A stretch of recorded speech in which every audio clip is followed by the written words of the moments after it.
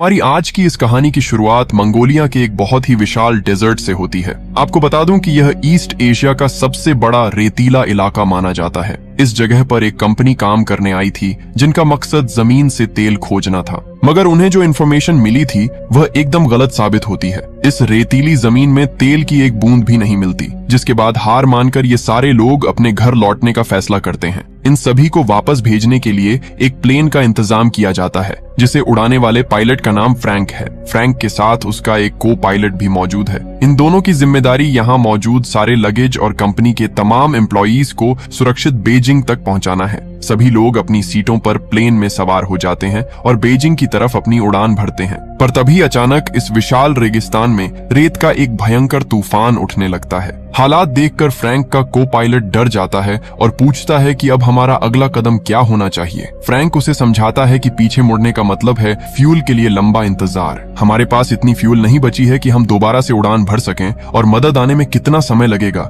ये कोई नहीं जानता। इसलिए हमारे पास आगे बढ़ने के अलावा कोई दूसरा रास्ता नहीं है। ये सोचकर फ्रैंक प्लेन की ऊंचाई और ज्यादा बढ़ा देता है ताकि वे इस रेतीले तूफान के ऊपर से निकल सकें। लेकिन मुसीबत यह थी कि इनका प्लेन क्षमता से ज्यादा ओवरलोडेड था। इसी वजन के कारण वे उस भयानक तूफान के बीच बुरी तरह से उलझ जाते हैं। वो लोग रेडियो का इस्तेमाल करके कंट्रोल रूम से बात करने का प्रयास भी करते हैं, मगर कोई संपर्क नहीं जुड़ पाता। हालात तब और बिगड़ जाते हैं जब बहुत ज्यादा रेत अंदर जाने से उनके प्लेन का एक इंजन पूरी तरह दम तोड़ देता है। अब फ्रैंक समझ जाता है कि उसे हर हाल में इमरजेंसी लैंडिंग करवानी ही पड़ेगी, और वह प्लेन को तेजी से जमीन की तरफ लाना शुरू करता है। मगर तूफान के कारण सामने कुछ भी नजर नहीं आ रहा था, जिससे यह लैंडिंग बेहद मुश्किल हो जाती है। जैसे जैसे प्लेन जमीन के करीब पहुंचता है, उसका पीछे का हिस्सा एक बड़ी चट्टान से जोर से टकराता है। इस टक्कर से पीछे का दरवाजा टूटकर खुल जाता है। हवा का प्रेशर इतना तेज होता है कि एक पैसेंजर सीधा बाहर उड़ जाता है और उसकी जान चली जाती है। अब उनका प्लेन बेकाबू होकर रेगिस्तान की रेत पर घिसटते हुए बहुत दूर तक चला जाता है। जब वह आखिरकार रुकता है तो अंदर का नजारा खौफनाक होता है। प्लेन में सवार 2 और पैसेंजर्स अपनी जान गंवा चुके होते हैं। बाहर अभी भी रेत का तूफान कहर बरपा रहा था, इसलिए कोई भी बाहर कदम नहीं रख सकता था। जब वह भयंकर तूफान शांत होता है तो पता चलता है कि उनका पूरा प्लेन रेत के नीचे दब चुका है। हालांकि कुछ घंटों बाद तेज हवाओं के कारण वह सारी रेत उड़ जाती है और उनका प्लेन दोबारा से विजिबल हो जाता है। बचे हुए सभी लोग डरते हुए बाहर निकलते हैं और सबसे पहले अपनी खाने पीने की सप्लाई की जांच करते हैं। तब उन्हें यह भयानक सच पता चलता है कि उनके पास जिंदा रहने के लिए केवल 1 महीने का ही राशन और पानी बचा है। उन्हीं लोगों के बीच मौजूद एक आदमी हिम्मत दिखाते हुए कहता है कि वह पैदल ही यहाँ से बाहर निकलने का रास्ता ढूंढ लेगा। असल में यहाँ से किसी सुरक्षित जगह तक पहुँचने के लिए उन्हें कम से कम 200 माइल दूर जाना था, क्योंकि वे उड़ते हुए मंगोलिया की सीमा पार करके चाइना के किसी अनजान इलाके में आ गिरे थे। सबसे बड़ी दिक्कत यह थी कि किसी को भी अपनी एग्जैक्ट पोजीशन की कोई जानकारी नहीं थी, और उनका रेडियो भी पूरी तरह से ठप पड़ चुका था। जो आदमी वहां से पैदल जाना चाहता था वह पूरे भरोसे के साथ बताता है कि वह पहले मैराथन दौड़ चुका है और उसे हाइकिंग का भी अच्छा खासा अनुभव है, इसलिए वह आराम से यह दूरी तय कर लेगा। बाकी लोग उसे समझाते हैं कि भाई अभी जुलाई का महीना चल रहा है, जो इस रेगिस्तान में सबसे ज्यादा जानलेवा और गर्म होता है। ये सब सुनने के बाद अंत में उसे भी समझ आ जाता है कि अकेले इस रेगिस्तान से बाहर निकलना बिल्कुल असंभव है। उसी रात जब सारे लोग थकावट के कारण प्लेन के अंदर सो रहे थे, बाहर एक बार फिर से तेज हवाएं चलने लगती हैं। उसी दौरान डेविस नाम का एक आदमी टॉयलेट करने के लिए बाहर निकलता है। वापस लौटते समय अचानक उसका पैर एक बड़े पत्थर से टकरा जाता है। ठोकर लगने के कारण उसका बैलेंस बिगड़ता है और वह रेत के टीले से लुढ़कता हुआ सीधे नीचे खाई में गिर पड़ता है। उस रेतीले तूफान में उसे कुछ भी दिखाई नहीं देता और वह पूरी तरह से रास्ता भूल जाता है। अपनी जान बचाने के लिए वह बहुत जोर जोर से चिल्लाता है, लेकिन हवा के शोर में कोई भी उसकी आवाज नहीं सुन पाता। अगली सुबह जब बाकी लोग उठते हैं तो उन्हें एहसास होता है कि डेविस उनके बीच नहीं है। वे सभी मिलकर उसे आसपास काफी खोजते हैं, मगर उसका कोई सुराग नहीं मिलता, क्योंकि वह रात के तूफान में रेत के नीचे जिंदा ही दफन हो गया था। अपने एक और साथी को इस तरह खोने के बाद सब बुरी तरह डर जाते हैं। ग्रुप में मौजूद एक लेडी सीधे पायलट फ्रैंक के पास जाती है और उससे पूछती है कि सच सच बताओ, क्या कोई हमें ढूंढने यहाँ आएगा? इसके कितने % चांस बचे हैं? फ्रैंक साफ शब्दों में जवाब देता है कि मुश्किल से 5%, मगर हम यहाँ से पैदल भी नहीं जा सकते, क्योंकि हम इस बड़े रेगिस्तान के बिल्कुल बीच में फंसे हैं। हमारा राशन और पानी बहुत सीमित है अगर हमने सफर शुरू किया तो वह सारा सामान बस 2 दिन में ही खत्म हो जाएगा, इसलिए यहाँ से भागने के बजाय मैं यहीं रुककर मदद का इंतजार करना प्रीफर करूंगा। बाहर बैठे बाकी लोगों का धैर्य अब टूटने लगता है। उन्हें लगने लगता है कि कोई भी उन्हें बचाने नहीं आने वाला। इसी डर से उनमें से 2 लोग चुपचाप वहां से निकलने का प्लान बनाते हैं और अपने साथ कुछ पीने का पानी भी चुरा कर ले जाने लगते हैं। तभी फ्रैंक उन्हें देख लेता है और सख्ती से कहता है कि कोई भी यहाँ से एक बूंद पानी नहीं ले जा सकता। इसी बात को लेकर उनके बीच भयंकर हाथापाई शुरू हो जाती है और इसी छीना झपट्टी में वह कीमती पानी जमीन पर गिरकर बर्बाद हो जाता है। इसी बीच एलिट नाम का एक आदमी सामने आता है। वह सबको शांत करते हुए कहता है कि मेरे दिमाग में एक कमाल का आइडिया है जो हम सबकी जान बचा सकता है। वह बताता है कि मैं पिछले कुछ दिनों से इस टूटे हुए प्लेन को बहुत ही ध्यान से ऑब्जर्व कर रहा हूँ। अगर हम सब मिलकर मेहनत करें तो इसके हिस्सों को रीबिल्ड करके एक नया छोटा प्लेन तैयार कर सकते हैं। ये सुनकर फ्रैंक उससे पूछता है कि तुम्हें प्लेन के बारे में आखिर कितनी नॉलेज है। एलिट बड़े कॉन्फिडेंस से जवाब देता है कि मेरा काम ही प्लेन डिजाइन करना था। असल में एलिट कौन था ये बात वहाँ कोई नहीं जानता था। वह मंगोलिया में तेल निकालने वाली कंपनी का पक्का एम्प्लॉई नहीं था। वह तो बस एक बार एरोस्पेस से जुड़े किसी काम के सिलसिले में वहां आया था और पिछले 2 सालों से उनके साथ ही रुका हुआ था। एलिट का यह सीक्रेट जानने के बाद सभी लोग काफी शॉक हो जाते हैं, मगर इस बात से उनके अंदर जीने की एक नई किरण भी जाग उठती है। सभी इस बात पर राजी हो जाते हैं कि वे मिलकर प्लेन को रीबिल्ड करेंगे, लेकिन फ्रैंक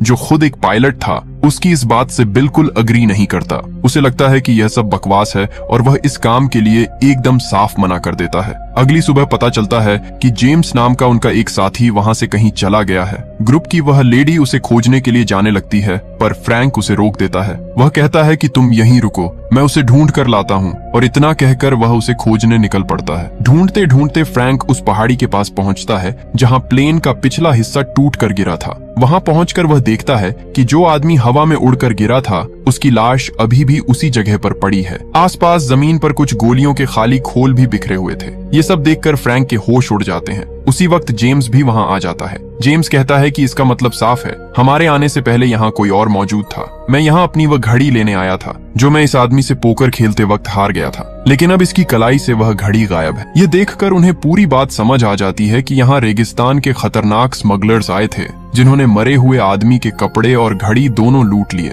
जो गोलियों के कवर वहां पड़े थे वह इस बात का सबूत थे कि उन बेरहम लुटेरों ने इनके मरे हुए साथी के शरीर पर गोलियां चलाकर अपनी प्रैक्टिस की थी। फ्रैंक तुरंत जेम्स को वापस कैंप चलने के लिए कहता है, लेकिन जेम्स हिलने से इनकार कर देता है। वह फ्रैंक से पूछता है कि तुम उस प्लेन को दोबारा बनाने के खिलाफ क्यों हो। फ्रैंक जवाब देता है कि मैं लोगों के मन में झूठी आस नहीं जगाना चाहता, क्योंकि मुझे पता है कि वह कभी उड़ने वाला नहीं है। इस पर जेम्स उसे समझाता है कि दुनिया का हर इंसान प्यार और सहारे की तलाश में रहता है। अगर हम इस मुश्किल वक्त में किसी को प्यार नहीं दे सकते तो कम से कम जीने की एक उम्मीद तो दे ही सकते हैं, और अगर हम वो भी नहीं कर सकते तो इंसान को वह करने की आजादी देनी चाहिए जो उसे सही लगता है। जेम्स की इस गहरी बात का फ्रैंक पर बहुत असर होता है और वह लोगों के साथ मिलकर प्लेन बनाने के लिए तैयार हो जाता है। भले ही उसे अंदर से यकीन था कि यह काम नामुमकिन है। वे दोनों लौटकर बाकी साथियों के पास आते हैं और फिर पूरी टीम एक साथ उस प्लेन को बनाने के काम में जुट जाती है। रेगिस्तान में दिन के समय धूप इतनी तेज होती है कि बाहर काम करना मौत को दावत देने जैसा था। इसीलिए वे लोग दिन भर आराम करते और पूरी रात जागकर अपना काम करते। लेकिन उनकी मुश्किलें तब और बढ़ जाती हैं जब एक रात काम करते समय वेल्डिंग की कुछ चिंगारियां सीधे उनके फ्यूल पर जा गिरती हैं। यह वही फ्यूल था जिसे उन्होंने आग और जनरेटर चलाने के लिए बचा कर रखा था। चिंगारी गिरते ही वहां एक भयंकर ब्लास्ट हो जाता है। अच्छी बात यह थी कि उस धमाके में किसी की जान नहीं गई, लेकिन उनका वह जरूरी फ्यूल पूरी तरह से जलकर राख हो जाता है। अब उनके पास सिर्फ इतना ही फ्यूल बचा था कि वे अपने बनाए प्लेन को उड़ा सकें। इसलिए अब जनरेटर चलाना पूरी तरह से बंद करना पड़ा। बिना बिजली के रात में काम करना मुमकिन नहीं था, इसलिए अब उन्हें मजबूरी में दिन की उस चिलचिलाती धूप में काम करना पड़ता है। गर्मी असहनीय थी, लेकिन उन्होंने हार नहीं मानी और दिन के समय ही मेहनत करना जारी रखा। काफी हद तक प्लेन को रीबिल्ड करने के बाद अब उनके सामने सबसे बड़ी चुनौती थी उसके भारी विंग को सही जगह पर फिट करना। उनके पास कोई गलती करने की गुंजाइश नहीं थी, क्योंकि अगर वह विंग गलती से भी रेत पर गिर गया तो उसे दोबारा उठाने के लिए उनके पास कोई क्रेन मौजूद नहीं थी। वे बहुत ही सावधानी से उस भारी भरकम हिस्से को ऊपर से खिसकाना शुरू करते हैं। मगर अचानक वह जंजीर बीच से टूट जाती है जिसके सहारे उन्होंने उसे रोक रखा था। विंग तेजी से नीचे की ओर फिसलता है और जाकर सीधा प्लेन से टकरा जाता है। यह देखकर सबकी सांसें अटक जाती हैं। उस वक्त प्लेन के अंदर उनका एक साथी पहले से मौजूद था जिसका काम उस विंग को अंदर से बोल्ट लगाकर कसना था। कुछ ही सेकंड बाद वह बाहर निकलता है और खुशी से चिल्लाता है कि काम हो गया। असल में यह किसी चमत्कार जैसा था। जंजीर टूटने के बाद वह विंग फिसलकर बिल्कुल एग्जैक्ट उसी पोजीशन पर जाकर सेट हुआ था जहां उसकी जरूरत थी। उस हिस्से के जुड़ते ही उनके प्लेन का बाहरी ढांचा पूरी तरह से बनकर तैयार हो गया। अब सभी को पक्का विश्वास हो गया था कि वे यहाँ से फ्लाई करके बच निकलेंगे। इस खुशी में सभी झूमने और एंजॉय करने लगते हैं। इसके साथ ही वे प्लेन के आगे से रेत को हटाकर एक साफ ट्रैक बनाने का काम भी शुरू कर देते हैं ताकि उड़ान भरने में कोई दिक्कत न आए। मगर मुसीबतें अभी खत्म नहीं हुई थीं। कुछ ही दिनों बाद वहां एक और खतरनाक तूफान आ धमकता है जिसमें आसमान से कड़कती बिजलियां गिरने लगती हैं। प्लेन के विंग में पेट्रोल भरा हुआ था, इसलिए ब्लास्ट के डर से सभी लोग वहां से भागकर सुरक्षित जगह पर छिप जाते हैं। लेकिन एलिट टस से मस नहीं होता। वह किसी भी हाल में अपनी मेहनत से बनाए इस प्लेन को बर्बाद होते नहीं देख सकता था। तभी ठीक उसके ऊपर एक भयंकर बिजली गिरने वाली होती है, मगर ऐन मौके पर फ्रैंक उसे धक्का देकर वहां से दूर गिरा देता है और उसकी जान बचा लेता है। फ्रैंक जानता था कि अगर एलिट मर गया तो कोई दूसरा ऐसा इंसान नहीं है जो इस प्लेन का बचा हुआ काम खत्म कर पाए। इसके बाद वे सभी मिलकर इस नए प्लेन का नाम फीनिक्स रख देते हैं। इजिप्शियन मिथोलॉजी में फीनिक्स एक ऐसे अद्भुत और पावरफुल जीव को कहा जाता है जो अपनी राख से भी दोबारा जिंदा हो जाता है। प्लेन पर अभी भी कुछ जरूरी काम बाकी था। समय के साथ साथ उनके पास पीने का पानी भी पूरी तरह खत्म होने की कगार पर था। एक रात वे दूरबीन से देखते हैं कि दूर रेगिस्तान में कुछ अनजान लोगों ने अपने टेंट लगा रखे हैं और वहां डेरा डाले हुए हैं। हकीकत में वे सारे लोग खतरनाक स्मगलर्स थे। फ्रैंक कहता है कि हमें जाकर उनसे पीने के पानी की मदद मांगनी चाहिए। एलिट इस बात से सहमत नहीं होता और मना करता है। फिर भी फ्रैंक और कुछ लोग पानी की तलाश में उनके पास निकल पड़ते हैं। सुरक्षा के लिए फ्रैंक और उसका एक दोस्त एक बड़े पत्थर के पीछे पोजीशन ले लेते हैं ताकि कुछ भी गड़बड़ होने पर वे पीछे से कवर फायर दे सकें। उन्होंने अपने पास गन भी रखी होती है। जैसे ही उनके साथी उन स्मगलर्स से पानी मांगते हैं, सामने से एक आदमी बिना कुछ सोचे सीधा उन पर फायरिंग शुरू कर देता है। ये देखते ही फ्रैंक और उसका दोस्त पत्थर के पीछे से गोलियां बरसाना शुरू करते हैं और उन लुटेरों को वहीं ढेर कर देते हैं। इस पूरी गोलीबारी के बीच उनका एक साथी वहां से जान बचाकर भाग निकलता है। फ्रैंक के पास पूरा मौका था कि वह उसे पीछे से गोली मार दे, लेकिन वह ट्रिगर नहीं दबाता क्योंकि वह कोई कातिल नहीं था। इसी बीच जेम्स उन मरे हुए स्मगलर्स की तलाशी लेता है और एक की कलाई पर उसे वही घड़ी नजर आती है जो उनके उस साथी की थी जो प्लेन क्रैश के वक्त बाहर गिर गया था। इससे ये बात साफ हो जाती है कि ये बिल्कुल वही स्मगलर्स हैं जो क्रैश साइट पर गए थे और जिन्होंने उनके मरे हुए दोस्त के शरीर पर गोलियां चलाकर मजे लिए थे। यानी उनका पाला बहुत ही निर्दयी और खूंखार लोगों से पड़ा था। उनमें से एक स्मगलर जो घायल हालत में बच गया था, उसे वे पकड़कर अपने बेस कैंप ले आते हैं। ग्रुप के कुछ लोग गुस्से में थे और चाहते थे कि उसे तुरंत खत्म कर दिया जाए क्योंकि उसी के साथियों ने उनके दोस्त की जान ली थी। लेकिन फ्रैंक इंसानियत के नाते ऐसा करने से साफ इनकार कर देता है। इस बात को लेकर उनके बीच बहुत तीखी बहस चल ही रही होती है कि अचानक एलिट अपनी बंदूक निकालता है और उस स्मगलर को सीधे गोली मार देता है। इस घटना के बाद एलिट और फ्रैंक के बीच बहुत बड़ा झगड़ा शुरू हो जाता है। एलिट हर चीज का ब्लेम फ्रैंक पर डालता है। वह चिल्लाकर कहता है कि तुम हमारे पायलट थे, तुम्हारी बेवकूफी से हम यहाँ फंसे हैं। मैंने तुम्हें वहां जाने से रोका था पर तुम नहीं माने और तुम्हारी वजह से हमारे एक और आदमी की मौत हो गई। ये कड़वी बातें सुनकर फ्रैंक अपना आपा खो बैठता है और गुस्से में आकर एलिट के चेहरे पर एक जोरदार पंच जड़ देता है। इस थप्पड़ से एलिट की ईगो को बहुत गहरी चोट लगती है और वह सबसे रूठ जाता है। वह धमकी देता है कि अब वह इस प्लेन को बिल्कुल नहीं बनाएगा। उसे जितना करना था उसने कर दिया। वह ताना मारता है कि मैं अकेला यहाँ तुम 10 लोगों के बराबर मेहनत करता हूँ और तुम लोग सिर्फ बैठकर तमाशा देखते हो। तब कैली नाम की लड़की उसे मनाने जाती है और समझाती है कि तुम्हारे बिना इस प्लेन को पूरा करना नामुमकिन है, हमें तुम्हारी सख्त जरूरत है। इस पर एलिट शर्त रखता है कि अगर सारे लोग आकर मुझसे रिक्वेस्ट करेंगे तभी मैं काम पर वापस लौटूंगा। मजबूरी में अपनी जान बचाने के लिए हर किसी को उसके आगे झुकना पड़ता है। यहाँ तक कि फ्रैंक भी उससे माफी मांगते हुए कहता है कि तुम ही यहाँ के बॉस हो, प्लीज इस काम को पूरा कर दो। इसके बाद एलिट का गुस्सा शांत होता है और सारे लोग फिर से प्लेन को तैयार करने में लग जाते हैं। कुछ दिनों बाद वे दूरबीन से देखते हैं कि जो आदमी उस रात भाग निकला था वह अपने बहुत सारे हथियारबंद साथियों के साथ वापस आ गया है। पर वो लोग सीधा हमला करने से बचते हैं क्योंकि वे जानते थे कि अब इन लोगों के पास भी उन्हीं की छीनी हुई बंदूकें मौजूद हैं। इसके अलावा उन स्मगलर्स को यह भी अंदाजा था कि इनके पास राशन और पानी लगभग खत्म होने वाला है। वे वे इंतजार कर रहे थे कि जब ये लोग भूख प्यास से तड़प कर कमजोर हो जाएंगे तब वे आसानी से इन्हें मार देंगे। ये खतरा देखकर टीम और भी ज्यादा जी जान लगाकर मेहनत करती है और आखिरकार उनका प्लेन पूरी तरह से तैयार हो जाता है। इसी बीच फ्रैंक के हाथ एक पुरानी मैगजीन लगती है। उसमें तरह तरह के प्लेन्स के छोटे छोटे मॉडल्स छपे हुए थे। फ्रैंक को यह देखकर बहुत बड़ा झटका लगता है कि एलिट ने बिल्कुल इन्हीं मॉडल्स की नकल करके इस प्लेन का डिजाइन तैयार किया है। तब सबके सामने यह भयानक सच आता है कि एलिट जिन प्लेन्स की बात करता था वे असल में बच्चों के खेलने वाले खिलौने थे। वह सिर्फ छोटे मॉडल्स ही डिजाइन करता था। वो खिलौने हवा में जरूर उड़ते थे, मगर उसने अपनी पूरी जिंदगी में कभी कोई असली और बड़ा प्लेन नहीं बनाया था। ये सच जानकर सभी का खून खौल उठता है। अयान नाम का शख्स तो इतना भड़क जाता है कि वह सीधा एलिट के माथे पर गन रख देता है। वह चिल्लाता है कि तुम इतने हफ्तों से हमारी जिंदगी के साथ खेल रहे हो। ये कबाड़ कभी नहीं उड़ेगा क्योंकि तुम्हें असल में प्लेन बनाना आता ही नहीं है। लेकिन एलिट को अपने काम पर पूरा भरोसा था। वह बिना डरे कहता है कि यह प्लेन उड़ेगा। मैं मानता हूं कि मैं खिलौने बनाता था,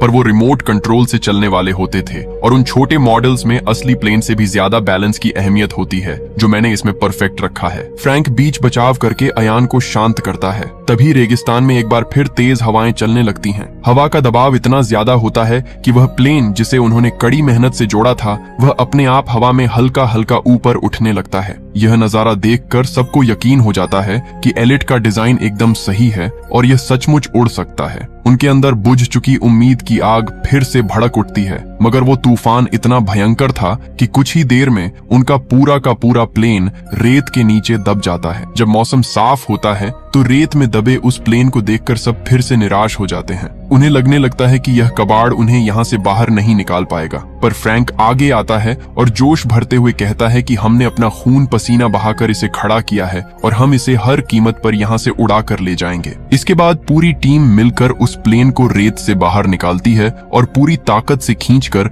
एक पक्के रास्ते पर ला खड़ा करती है। इसके बाद वे इंजन को स्टार्ट करने की कोशिश करते हैं। प्लेन स्टार्ट तो होता है पर अगले ही पल झटके से बंद हो जाता है। वे बिना हार माने इसे बार बार ट्राई करते हैं और अंत में उनकी कोशिश रंग लाती है। इंजन चालू हो जाता है। उधर दूर बैठे स्मगलर्स भी प्लेन के इंजन की तेज आवाज सुन लेते हैं और तुरंत उनकी तरफ दौड़ पड़ते हैं। वे लुटेरे घोड़ों पर सवार होकर और हाथों में बंदूकें लिए उन्हें जान से मारने के लिए तेजी से आगे बढ़ते हैं। ये देखकर सभी लोग फटाफट प्लेन के ऊपर चढ़ते हैं और उसके विंग को कसकर पकड़कर लटक जाते हैं। असल में उनके इस नए प्लेन का डिजाइन कुछ ऐसा था कि उसमें अंदर बैठकर सफर करने की कोई जगह ही नहीं थी। उन्होंने बड़े हवाई जहाज के टूटे फूटे हिस्सों को जोड़कर बस उड़ने लायक एक ढांचा तैयार किया था। अब उनका प्लेन उस कच्चे रनवे पर तेजी से दौड़ने लगता है। पीछे से आ रहे स्मगलर्स लगातार अपनी बंदूकों से उन पर फायर कर रहे थे, पर किस्मत अच्छी थी कि एक भी गोली उन्हें नहीं छू पाई। मगर तभी अचानक सामने उनका रनवे खत्म हो जाता है और एक गहरी खाई आ जाती है। यह देखकर स्मगलर्स को लगता है कि अब ये सभी खाई में गिरकर पक्का मारे जाएंगे, लेकिन ठीक उसी पल एक चमत्कार होता है। उनका फीनिक्स उस खाई के किनारे से हवा में छलांग लगाता है और सीधा आसमान की ऊंचाइयों की तरफ उड़ने लगता है। हवा में खुद को सुरक्षित पाकर सबकी खुशी का कोई ठिकाना नहीं रहता, क्योंकि उनकी हफ्तों की जी तोड़ मेहनत आखिरकार सफल हो चुकी थी। इस तरह वे सभी मौत को मात देकर उस खतरनाक और जानलेवा रेगिस्तान से बाहर निकलने में कामयाब हो जाते हैं, जहां से जिंदा लौटना नामुमकिन माना जाता था। लास्ट में स्क्रीन पर इन सभी लोगों की कुछ तस्वीरें दिखाई जाती हैं। ये सारे लोग अब सुरक्षित अपने घर पहुंच चुके हैं, अपनी फैमिली के साथ हैं और एक खुशहाल जिंदगी बिता रहे हैं। इसी शानदार एंडिंग के साथ यह सर्वाइवल मूवी यहीं खत्म हो जाती है। दोस्तों, इसी तरह की कहानियों के लिए हमारे चैनल को सब्सक्राइब जरूर करना। मिलते हैं किसी नए दिन एक नई कहानी के साथ।